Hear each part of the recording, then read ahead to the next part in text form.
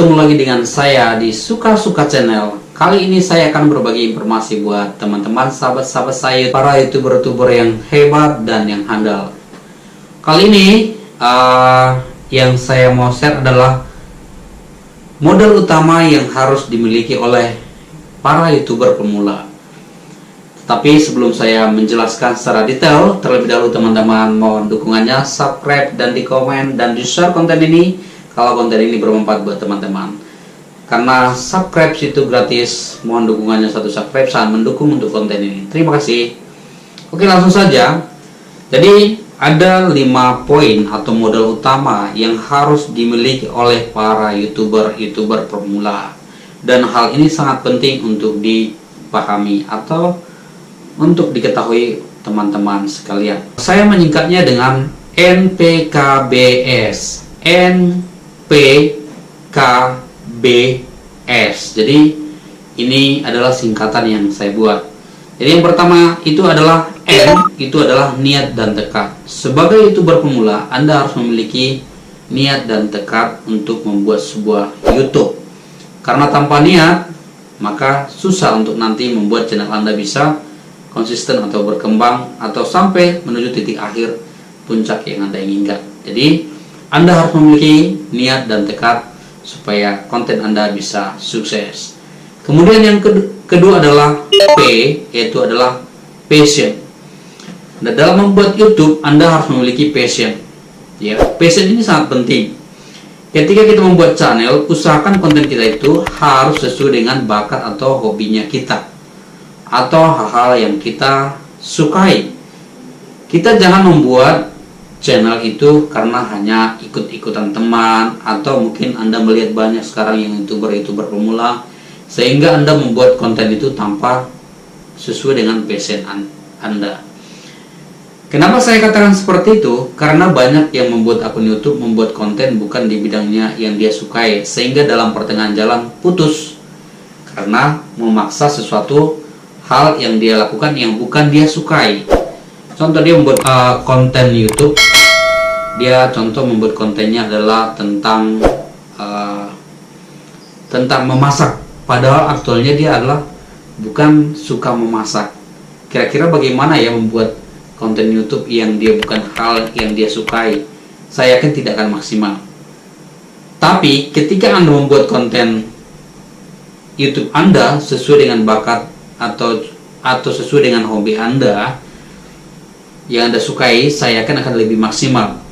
Karena kita melakukan pekerjaan itu sesuai dengan yang kita sukai. Contoh seperti ini, jika Anda hobi mancing, ya, berarti cocok untuk dibuat konten YouTube yang berhubungan dengan konten-konten mancing. Karena apa? Karena Anda melakukan hobi Anda, sekalian Anda buat YouTube-nya. Jadi hobi Anda juga tersalur, kemudian YouTube Anda juga saya yakin akan jadi berkembang. Dan ini menurut saya harus dipikirkan ketika kita membuat sebuah konten YouTube, ya. Jadi membuat konten YouTube itu lakukanlah sesuai dengan passionnya kamu, atau bukan karena ikut-ikutan orang lain atau membuat vlog yang mungkin Anda bukan di situ bidangnya. Jadi lakukanlah buatlah konten YouTube-mu sesuai dengan passion yang kamu lakukan, sehingga nanti hasilnya akan lebih maksimal. Jadi contoh memancing, bisa sekalian Anda memancing, Anda juga buat konten YouTube-nya, dan juga nanti kedepannya kalau sudah berhasil Anda mendapatkan penghasilan. Nah, itu ibaratnya dikatakan hobi yang dibayar. Hebat bukan? Ketiga adalah K, yaitu konsisten. Dalam membuat sebuah YouTube juga tidak kalah pentingnya adalah konsisten. Kenapa saya katakan demikian? Karena banyak orang membuat YouTube itu hanya semangat di awal dan akhirnya di pertengahan putus karena tidak konsisten.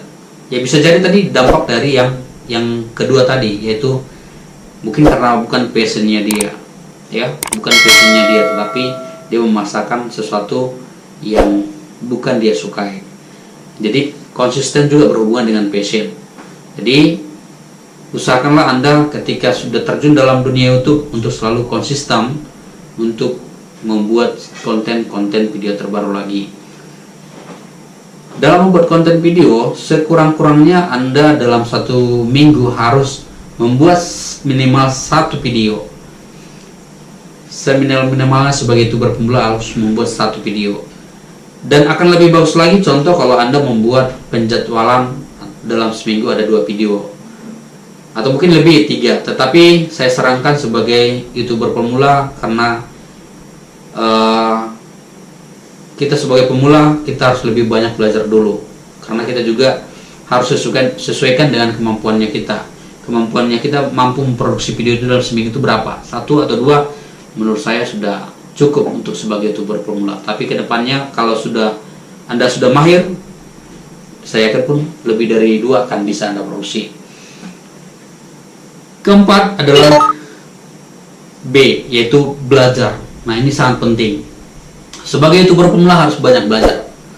Ya, kita harus banyak melihat konten orang lain yang diupload di YouTube, konten-konten yang sudah bagus, kita pelajari, kita amati seperti apa mereka mendevelop channelnya mereka sehingga bisa berkembang dan sukses dan banyak subscriber dan banyak view-nya. Nah, ini harus kita pelajari. Jadi jangan malas untuk menonton video orang lain atau para YouTuber yang sudah berhasil sebelumnya.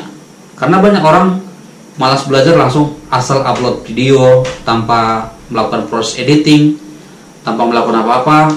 Contoh pergi mengabadikan suatu kegiatan yang dia lakukan tanpa diedit, langsung upload, dan ini tidak maksimal. Jadi sebagai YouTuber pemula jangan malas, Anda harus banyak belajar, banyak membuka video YouTube yang sudah tersedia di YouTube, ya. Jadi ada banyak video yang harus dipelajari di sana. Jadi Anda harus sering mengamati, mendengarkan atau melihat video-video yang sudah dibuat oleh YouTuber yang sudah sukses. Dan yang terakhir adalah itu S. S itu adalah sabar. Kita harus sabar untuk menjalani proses. Jangan berpikiran 10 video yang sudah diupload langsung menerima penghasilan atau mendatangkan penghasilan, atau berpikiran 1-2 bulan upload video langsung mendapat hasil jutaan rupiah. Anda harus stop pemikiran itu, karena kalau itu konsepnya Anda, saya yakin Anda nanti dalam waktu 3 bulan ketika belum mendapat penghasilan akan drop, dan semangatnya motivasinya akan berturun, sehingga apa, channelnya tidak dilanjut, ya. Karena YouTuber yang sudah sukses sekarang itu tidak mudah, ya. Jadi banyak proses, banyak tahapan yang mereka sudah lalui sehingga mereka bisa sukses sampai sekarang. Yang mereka tanamkan adalah sabar dan mengikuti proses yang ada, ya. Dan buat konten Anda sebagus mungkin, ya, banyak belajar sebelum tadi, mengadopsi dari channel-channel orang lain dan memodifikasi, dan lalu sabar, tunggulah prosesnya, sehingga nanti ketika Anda sabar, konsisten, dan Anda selalu niat, maka saya yakin channel Anda akan berkembang suatu saat. Jangan berpikiran contoh hanya ngupload 2 video, 3 video, 5 video langsung menerima penghasilan. Karena mungkin Anda melihat seperti Mbak Sartika Sinaga yang sekarang ini booming, dalam waktu 2 bulan sudah mendapat penghasilan jutaan rupiah. Oh, berarti saya mau seperti itu. Stop yang pemikiran seperti itu, karena hanya ada 1 dari antara sejuta yang seperti itu, ya. Jadi tidak semua bernasib yang sama seperti Mbak Sartika, ataupun mungkin yang pernah Anda dengar begitu upload video hanya dalam beberapa saat tiba-tiba booming. Biasanya itu adalah orang-orang tertentu ataupun artis yang sudah punya nama. Ya, kalau artis punya nama gampang untuk menarik subscriber atau viewernya, karena mereka sudah jadi public figure. Jadi kita sebagai pemula harus sabar. Dan yang terakhir, ya ini yang terakhir adalah berdoa. Doakan channel Anda supaya channel Anda bisa berkembang dan tetap konsisten, sehingga suatu saat akan dapat profit. Oke, demikian tips dari saya atau modal yang harus dimiliki oleh YouTuber pemula. Tetap semangat saudara-saudara. Salam dari saya. Jangan lupa untuk sebelum meninggalkan video ini terlebih dahulu tekan tombol subscribe, karena subscribe itu gratis. Jadi jangan sungkan untuk menekan tombol subscribe. Salam dari saya. Sampai ketemu di konten yang baru lagi.